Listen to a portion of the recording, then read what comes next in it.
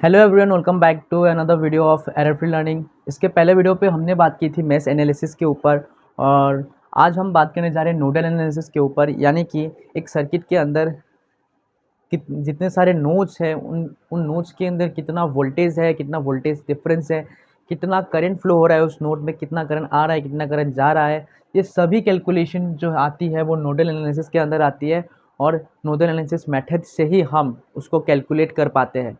तो अब हमारे पास एक सर्किट है, एग्जांपल करके ये एक सर्किट है जहाँ पर दो वोल्टेज सोर्सेस है, ठीक है, और ये 5 रेजिस्टेंस है। इनमें कितने सारे नोड्स हैं, किस किस नोड पर एनालिसिस करना है, सब कुछ इस वीडियो में इन डेप्थ एक्सप्लेन करूँगा मैं। लेकिन सबसे पहली चीज़ आपको ये देखना है कि ये वाली चीज़, मैं इसको स्टार मार्क कर देता हूँ। अगर हो सके तो इसको आप लिख के रखिए। यहाँ पे लिखा है कि n number of principal nodes, अगर एक सर्किट के अंदर n number of principal nodes है तो उस पर n-1 नंबर ऑफ इक्वेशंस जो है क्रिएट होने वाले उस सर्किट के लिए। सबसे पहली चीज़, अब इस सर्किट के अंदर हमारे कितने प्रिंसिपल नोड्स है हमें कैसे पता चलेगा, ठीक है। अब प्रिंसिपल नोड्स होते क्या है बेसिकली, ठीक है। हमने तो नोड्स पढ़े थे, लेकिन प्रिंसिपल नोड्स क्या होते हैं। सबसे पहली चीज़ आप देखिए, आइडेंटिफाइड द प्रिंसिपल नोड्स, ये आपके स्टेप्स हैं। 1 2 3 4 स्टेप्स हैं। 4 स्टेप्स में आप पूरा नोडल एनालिसिस सीख जाओगे। पहला step, identify the principal nodes and mark with the voltages. आपको आइडेंटिफाई करना है प्रिंसिपल नोड्स कौन से हैं। अब प्रिंसिपल नोड्स मतलब एक ऐसा नोड जिस पर 3 या 3 से ज़्यादा ब्रांचेस जो है एंड कनेक्ट हो रहे हैं, ठीक है।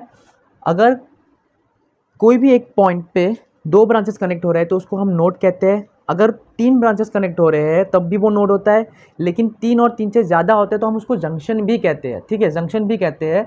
तो बेसिकली आप इजी भाषा में कह सकते हो कि जो जंक्शन है उसी को हम प्रिंसिपल नोड कह रहे हैं, ठीक है। अब जैसे कि इस वाले पॉइंट पर, यहाँ पर ये एक ब्रांच कनेक्टेड है, ये एक ब्रांच कनेक्टेड है, ये एक ब्रांच कनेक्टेड है, 2 ब्रांच कनेक्टेड है इस पॉइंट पर। तो ये एक नोड है जो एक नॉर्मल नोड है। यहाँ पर इस वाले पॉइंट पर 1 2 3 3 ब्रांचेस कनेक्टेड है, जो कि ये बनता है एक प्रिंसिपल नोड। उसी तरीके से इस वाले पॉइंट पर भी 3 नोड कनेक्टेड है, 3 ब्रांचेस कनेक्टेड है एक नोड पर, तो इसको कहते हैं प्रिंसिपल नोड। उसी तरह ये एक नॉर्मल नोड है, ये एक नॉर्मल नोड है, ये एक नॉर्मल नोड है, ठीक है। अब बात आता है, सबसे पहली चीज़, अब आप देखो कि ये एक ब्रांच है, ये एक ब्रांच है, ये एक ब्रांच है, और ये एक ब्रांच है। ये 4 ब्रांचेस कनेक्ट हो रहा है एक सिंगल लाइन के साथ, जो कि एक सिंगल लाइन है। कोई इलेक्ट्रिकल कंपोनेंट या इलेक्ट्रिकल कह लो एलिमेंट या सोर्स जो है कैरी नहीं कर रहा है, एक सिंगल लाइन है। तो सिंगल लाइन को हम एज अ अदर नोड भी हम कह सकते हैं। जैसे कि आप देखिए, ये 4 ब्रांचेस जो है कनेक्ट हो रहा है इस सिंगल लाइन के अंदर, तो ये सिंगल लाइन भी एक नोड ही है। और कितने ब्रांचेस कनेक्ट हो रहे हैं, 1 2 3 4, 4 ब्रांचेस, यानी कि 3 या 3 से ज़्यादा ब्रांचेस अगर कनेक्ट हो जाए तो वो नोड भी प्रिंसिपल नोड कहेगा। भले ही वो एक लाइन ही क्यों ना हो, वो एक नोड की तरह कंसिडर होगा और वो भी एक प्रिंसिपल नोड कहा जाएगा। तो यहाँ पर 1 2 और 3 हमें प्रिंसिपल नोड मिल चुके हैं। तो यहाँ पर बोला गया था कि n number of principal nodes होंगे तो n-1 इक्वेशंस क्रिएट होंगे। तो इस सर्किट के लिए हमारे इक्वेशंस बनेंगे अब 2, क्योंकि हमारे पास प्रिंसिपल नोड 3 है। उसके बाद आप देखो यहाँ पर लिखा है कि आइडेंटिफाई द फर्स्ट मार्क, तो उसके बाद लिखा है कि मार्क विद द वोल्टेजेस। और मैं ब्लू कलर का पेन, रेड कलर का पेन यूज़ करता हूँ। इसको कहते हैं पॉइंट ए, इसको कहते हैं point B, node A and node B, ठीक है। अब ये भी एक प्रिंसिपल नोड है, ठीक है, इसको भी मार्क करेंगे। सबसे पहली चीज़, नोड ए में जो वोल्टेज है वो वी ए, नोड बी में जो वोल्टेज है वो वी बी। और अब उसके बाद हमने दोनों नोड्स पर जो है प्रिंसिपल नोड्स पर वोल्टेज मार्किंग कर दिया, और एक प्रिंसिपल नोड है जो कि उस पर भी वोल्टेज मार्किंग करना है, ठीक है। अब इसको एक सिंगल पॉइंट से ड्रॉ करेंगे, देखना। पहली चीज़, एक सिंगल लाइन है जो कि वो भी एक प्रिंसिपल नोड ही है। इन दोनों को यहाँ से रिमूव कर देंगे।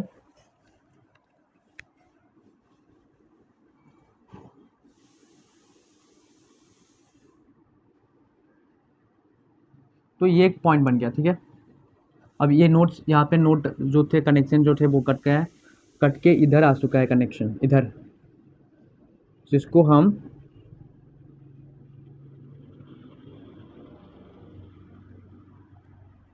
एक रेफरेंस नोड लेंगे, क्योंकि नंबर 2 पर हमें लिखा गया है टेक अ रेफरेंस नोड। अब हमें जो 3 प्रिंसिपल नोड मिले हैं उनमें से 2 प्रिंसिपल नोड ऊपर है और नीचे एक प्रिंसिपल नोड है जो जिसके साथ 4 ब्रांचेस कनेक्टेड है, जिसको हमने एज अ रेफरेंस नोड ले लिया और जिसको हम इस ग्राउंडेड वाले सिंबल से रिप्रेजेंट करते हैं। ग्राउंडेड, इस सिंबल से रिप्रेजेंट करते हैं ग्राउंडेड का, जिसकी वैल्यू जो होगी वो होगी 0 पोटेंशियल, 0 वोल्ट होगी इसकी वैल्यू, जिसको हम रेफरेंस की तरह यूज़ करेंगे। अब आप देख सकते हो 3 हमारे पास नोड आ चुके हैं, 1 2 3।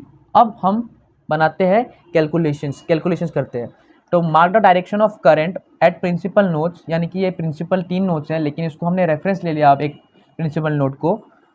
लिविंग और entering only one of them, यानी कि लिविंग या एंटरिंग नोड्स के ऊपर आपको करंट मार्क्स करने हैं, यानी कि इन नोड्स से 3 ब्रांचेस कनेक्ट हो रहे हैं तो तीनों ब्रांचेस से करंट जाएगी। अगर करंट का डायरेक्शन आपने एंटरिंग माना है एक नोड के अंदर, तो दूसरे नोड पर भी सारे करंट का डायरेक्शन एंटरिंग होना चाहिए, और अगर आपने लिविंग माना है तो सारे करंट का डायरेक्शन लिविंग ही होना चाहिए, ठीक है। उसके बाद हमें नेक्स्ट स्टेप क्या करना है, फाइनल अप्लाई द केसीएल। तो सबसे पहली चीज़, mark the direction of current. मैंने यहाँ पर एक डायरेक्शन मान लिया I1, यहाँ पर एक करंट जा रही है I2, इधर को एक जा रही है I3। तीनों जो है करंट ब्रांच से लीव कर रही है, नोड से लीव कर रही है, तीनों ब्रांचेस में 3 करंट। तो अब हम क्या लिखेंगे, हमें केसीएल में पढ़ा था कि all the living currents, the sum of all living currents are equal to the sum of all entering current at a node. सारे करंट जो है नोड से लीविंग है, तो सभी का summation is equal to the entering currents. तो एंटरिंग करंट कुछ भी नहीं है तो 0 लिखेंगे, ठीक है। अब आप देखिए I1 की वैल्यू क्या है, ये हायर पोटेंशियल, इसको हमने लोअर पोटेंशियल, ये और भी लोअर पोटेंशियल, हमने इसको एज्यूम किया है। तो हायर पोटेंशियल से आके करंट हमेशा फ्लो कैसे होती है, हायर पोटेंशियल से। तो इसका तो वी ए तो हायर ही होगा ना, क्योंकि करंट यहाँ पे फ्लो हो रही है। तो इसका मतलब अगर करंट यहाँ फ्लो हो रही है तो ऑब्वियस सी बात है कि वी ए जो है वो हायर पोटेंशियल होगा 30 से। तो हायर पोटेंशियल से lower potential equal higher potential V A minus V B, ठीक है। हायर माइनस लोअर, कोई रेजिस्टेंस है क्या पाथ के अंदर, यस रेजिस्टेंस है, क्या है 2 ओम, 2 ही लिखेंगे। उसके बाद प्लस I2 लिखेंगे, I2 ये वाली ब्रांच। तो यहाँ पर आप देख सकते हो ये एक हायर पोटेंशियल, क्योंकि करंट नीचे जा रही है, तो हायर पोटेंशियल से लोअर पोटेंशियल 0 तक वी ए माइनस 0 क्या कोई रेजिस्टेंस है, यस 3 है। उसके बाद वी ए से वी बी जा रही है,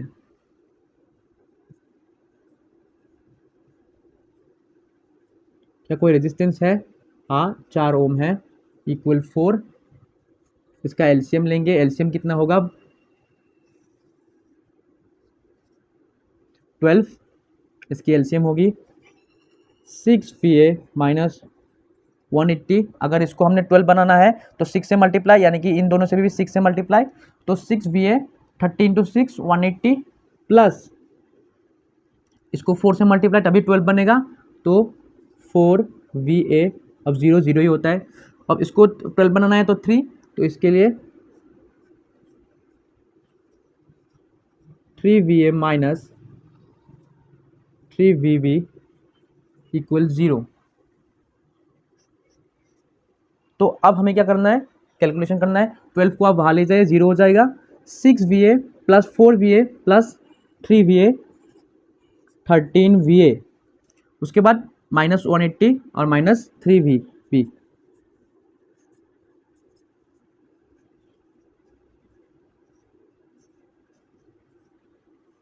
इसको हम बोलेंगे इक्वेशन नंबर 1। उसके बाद हम क्या करेंगे, ओए सॉरी, इधर आप एक चीज़ लिख लेना, KCL eight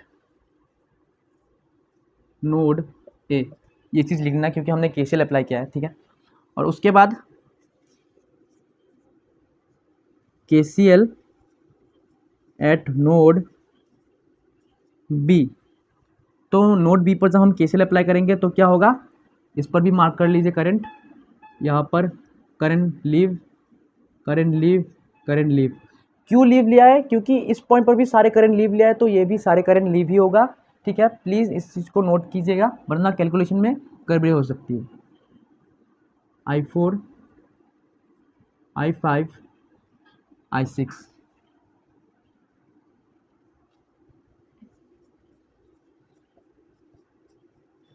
I5, I6 equal 0, क्योंकि एंटरिंग करंट कुछ भी नहीं है।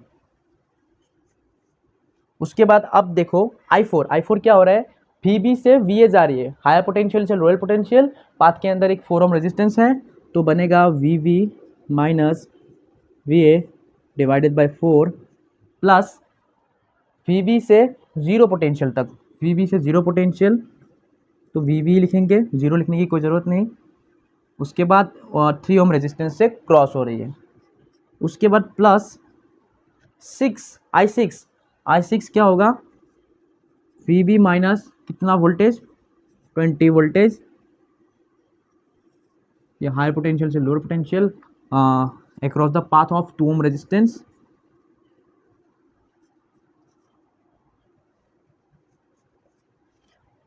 इसका भी एलसीएम लूँगा तो 12 ही बनेगा।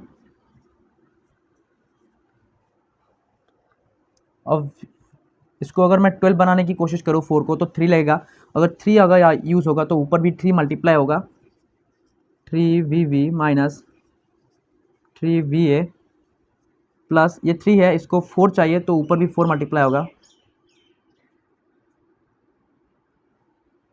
और इसको चाहिए 6VB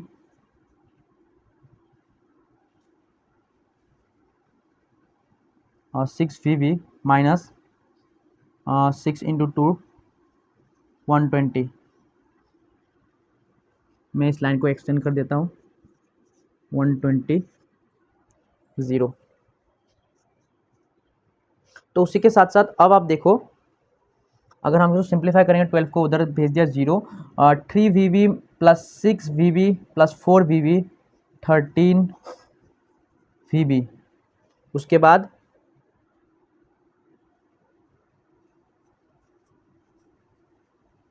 VA इक्वल टू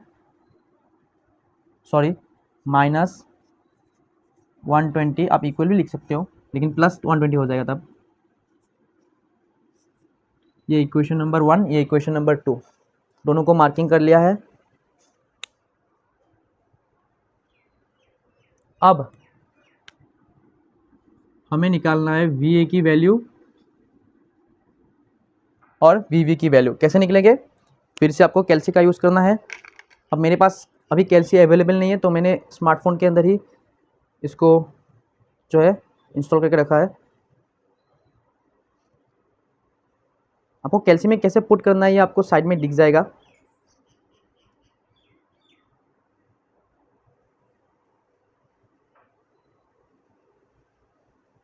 तो क्या करना है, आपको इन दोनों इक्वेशंस को पुट करना है। तो पुट करने के लिए क्या करना है, मोड में जाना है।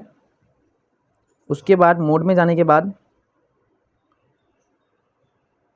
आपको लीनियर इक्वेशंस बनाना, लीनियर इक्वेशंस या साइमल इक्वेशन जो भी है आपका, ठीक है। अब x आपका एक वेरिएबल आएगा, y वेरिएबल आएगा, तो वो वेरिएबल होगा VA और VB।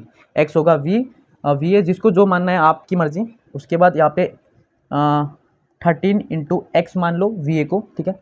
मैंने 13 मान लिया, ओके। उसके बाद इसको मैंने -3, ओके। उसके बाद कांस्टेंट जो है -180, और ये +180 होगा क्योंकि मेरे यहाँ पर कैलकुलेशन में कांस्टेंट को इक्वल साइन के उधर रखा है। उसके बाद दूसरी इक्वेशन, अब ये x है, VA वाला x है, ठीक है। VA वाला x है तो इसका कोफिशिएंट 3 होगा, तो ये पहले लिखेंगे -3 इक्वल +13 इक्वल, अब यहाँ पर 120 वाला उधर जाएगा तो प्लस 120, माइनस नहीं होगा, ठीक है। अब हम अगर इक्वल पुट करेंगे तो ये हमें मिल चुकी है x की वैल्यू, यानी कि जिसको हमने VA माना था, VA इक्वल टू 16.875, और VV की बात करें तो 13.125 वोल्ट। अब ये दोनों जो है हमारे फाइनल आंसर्स है।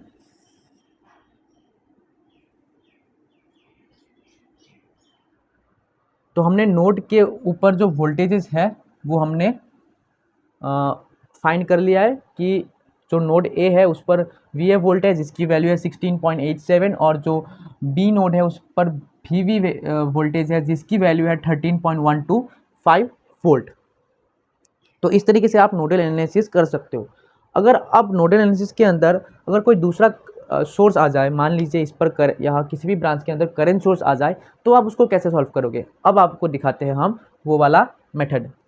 तो अब हमारे पास एक दूसरा सर्किट है, एग्जाम्पल और एक एग्जाम्पल, जिसको मैंने वही पहले सर्किट को थोड़ा सा मॉडिफाई कर दिया है, और इस पर एक वोल्टेज सोर्स और साथ ही साथ एक करंट सोर्स भी रखा है। तो अगर ऐसे दो सोर्सेज होंगे तो सर्किट का बिहेवियर कैसा होगा, इसको कैसे सॉल्व करेंगे, ठीक है। अब ये एग्जाम्पल भी मैं आपको करके दिखाऊंगा, ठीक है। उतना एक्सप्लेन नहीं करूंगा क्योंकि मैंने आपको स्टेप्स बता दिया है, सेम स्टेप्स है, जस्ट थोड़ा सा डिफरेंट है, एक लाइन डिफरेंट है, बाकी सब सेम है। चलिए अब हम क्या करेंगे, सबसे पहली चीज़ सोल्यूशन सर्किट का। तो अब हमें प्रिंसिपल नोड्स को आइडेंटिफाई करना है, आइडेंटिफाई द प्रिंसिपल नोड्स। तो क्या होंगे प्रिंसिपल नोड्स, भाई इसमें दो ब्रांचेस कनेक्टेड है, इस पर तीन ब्रांचेस, इस पर तीन ब्रांचेस, एक एक ब्रांच, ये एक ब्रांच और ये एक होल ब्रांच, ठीक है, ये वाला ब्रांच होती है पूरा ब्रांच। तो अब इसको हमने मार्क कर लिया VA पोटेंशियल, इसको मान लिया हमने VB, और ये सारे जो है एक सिंगल लाइन के साथ कनेक्टेड है जो कि ग्राउंडेड कहा जाएगा, ठीक है, जिसकी पोटेंशियल हमने इसके पहले वीडियो में बात की थी, ज़ीरो होगा। आप GND करके भी मार्क कर सकते हो उसको, तो इसकी पोटेंशियल जीरो होगा। तो अब हम क्या करेंगे, अप्लाई करेंगे VA, यानी कि नोड ए पर हम अप्लाई करेंगे KCL, apply KCL at node A. क्या होगा, अप्लाई करेंगे, करंट का डायरेक्शन मार्क कर लीजिए,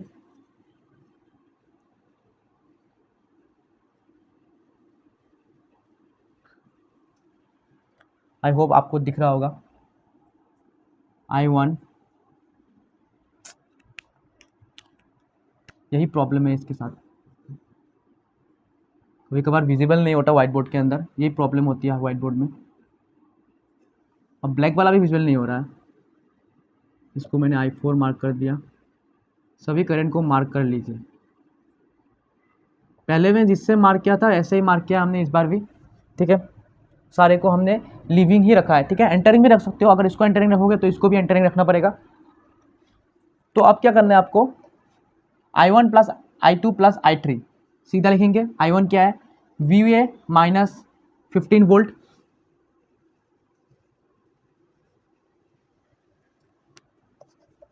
यार ब्लू ज़्यादा विजिबल है, तो VA minus 15 volt divided by 1 ohm resistance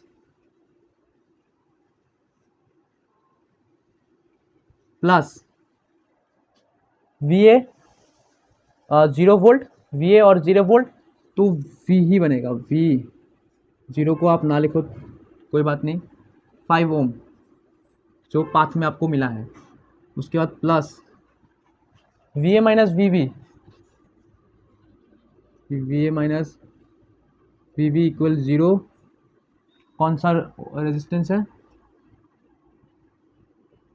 ये रेजिस्टेंस जो है वो 2 ओम। तो आप एलसीएम निकालो, 10, अब इसको 10 बनाने के लिए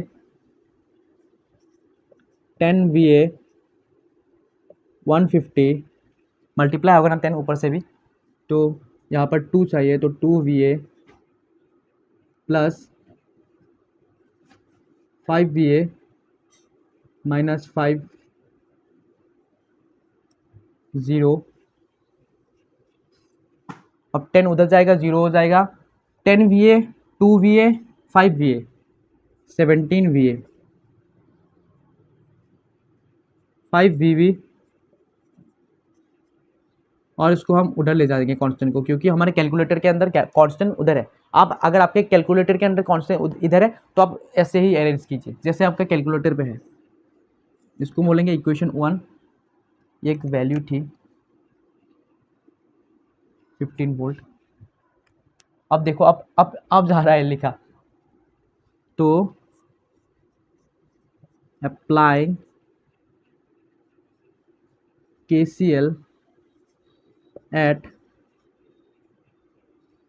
नोड बी। नोड बी के ऊपर KCL अप्लाई करेंगे तो I4, I5, I6 सारे के सारे लिविंग करंट है, तो हम सीधा ही लिखेंगे, करंट नहीं लिखेंगे, डायरेक्ट वोल्टेज के साथ लिखेंगे, voltage resistance VB minus VA divided by 2 ohm resistance plus VB minus 0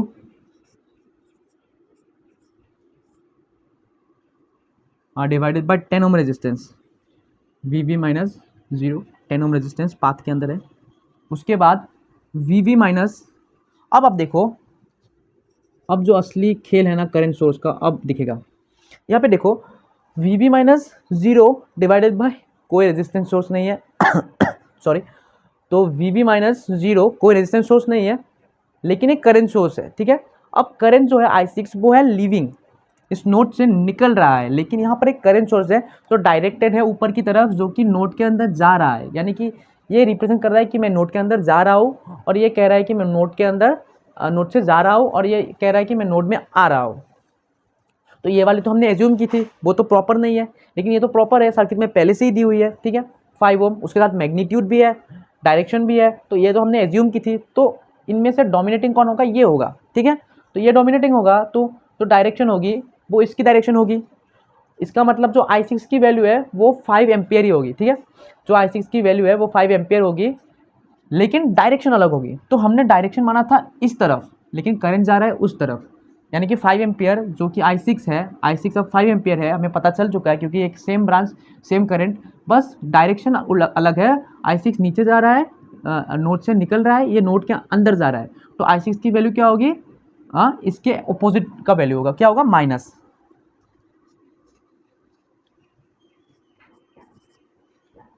अरे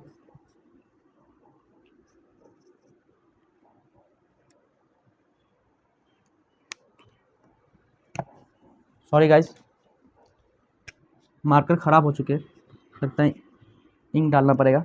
अब ब्लैक कलर से लिखा जा रहा है, बस ख़राब दिख रहा है, कोई बात नहीं, थोड़ा सा कंसिडर कर लेना।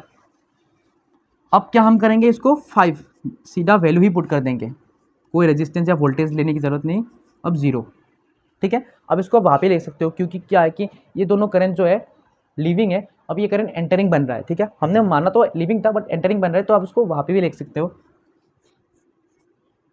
तो इसकी जो एलसीएम लेंगे हम, कितना होगा एलसीएम, 10 होगा, 10।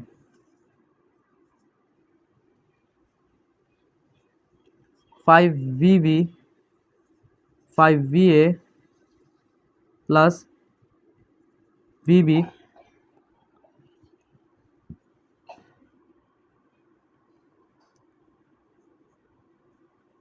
हमने 5 को उधर मान लिया है, ठीक है।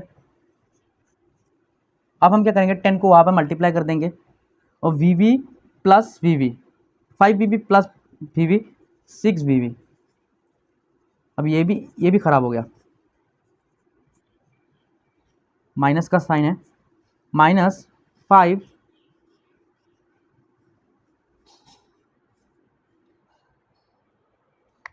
-5 VA, अब उसको वहाँ पे मल्टीप्लाई करेंगे तो ये 50 बन रहा है, 50, जो कि इक्वेशन 2 कहेगा। अब हमें निकालना है VA और VB की वैल्यू,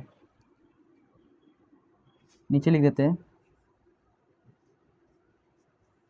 और VB की वैल्यू।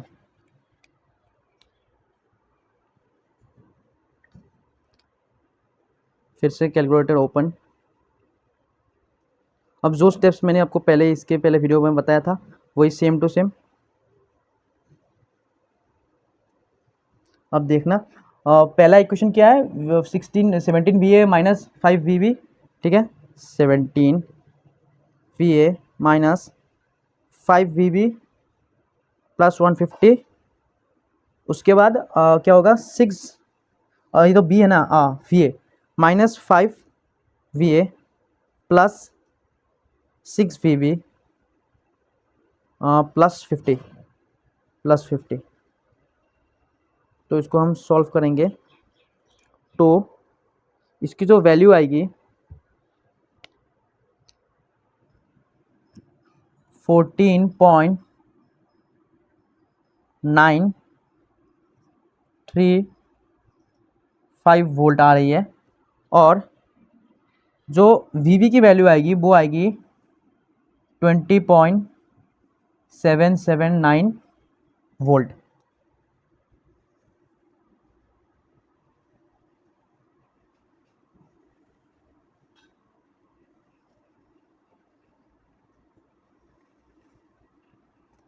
तो इंक बहुत प्रॉब्लम कर रहे हैं वीडियो के अंदर। तो ये है आपकी वी ए की वैल्यू और ये है वी बी की वैल्यू, जो कि हमने निकाल लिया है। जो जब आपका एक करंट सोर्स प्रेजेंट रहेगा वोल्टेज सोर्स के साथ, कि क्या करना है उसके साथ, अगर हमारी दी हुई डायरेक्शन जो है वो हमारी एज्यूम डायरेक्शन से अलग है तो कुछ नहीं करना, जो हमने एज्यूम डायरेक्शन लिया था, ठीक है, उस क्वांटिटी की वैल्यू वही होगी जो आपकी दी हुई डायरेक्शन, दी हुई करंट सोर्स है।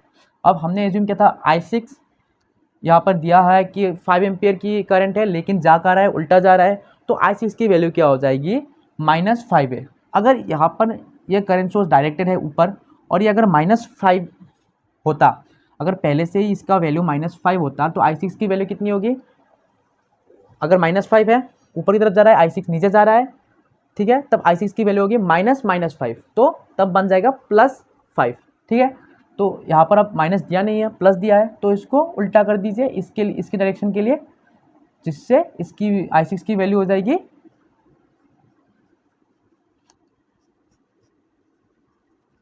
-5 एम्पियर, जो कि यही था इस वीडियो का इम्पोर्टेंस। इंक लिख ही नहीं जा रहा। सो आई होप आपको समझ में आ चुका होगा नोडल एनालिसिस। इस वीडियो के अंदर मैं सुपर नोड भी इंक्लूड करता, लेकिन इंक की ख़राबी की वजह से मैं यहाँ पर सुपर नोड को आपको समझा नहीं पाऊँगा, क्योंकि ये थोड़ा बहुत इंपॉर्टेंट है टॉपिक, ठीक है। हम अगली वीडियो में सुपर नोड को एक्स्ट्रा कवर करेंगे और बहुत ही अच्छी तरीके से कवर करेंगे, साथ ही साथ कुछ क्वेश्चंस भी करेंगे नोडल एनालिसिस से, जिससे कि आपको नोडल एनालिसिस प्रैक्टिस भी हो जाए और आप भी कुछ क्वेश्चंस लगाइए, गूगल से डाउनलोड हो सके तो आप लीजिए। और साथ ही साथ हम हो सके तो ऐसे कुछ वीडियोस लाने की कोशिश करेंगे जहां पर हम वीडियोस को सॉल्व करके एक्स्ट्रा आपको क्वेश्चंस प्रोवाइड करें, जो कि हम नेक्स्ट वीडियो के अंदर उसकी सॉल्यूशन को बताएं, ठीक है। तो आई होप आपको वीडियो अच्छा लगा हो, तो आप वीडियो को लाइक कर सकते हैं, चैनल को कीजिए सब्सक्राइब, दोस्तों को बताइए इस चैनल के बारे में, ठीक है। आप जितना हो सके उस चैनल को शेयर कीजिए, दोस्तों को भी बताइए सब्सक्राइब करने के लिए। हम ऐसे कंटेंट लाते रहते हैं और हमारी सीरीज़ अभी BEE का रनिंग है। तो आई होप हम मिलेंगे नेक्स्ट वीडियो में, तब तक के लिए guys, till then take care, tata bye bye.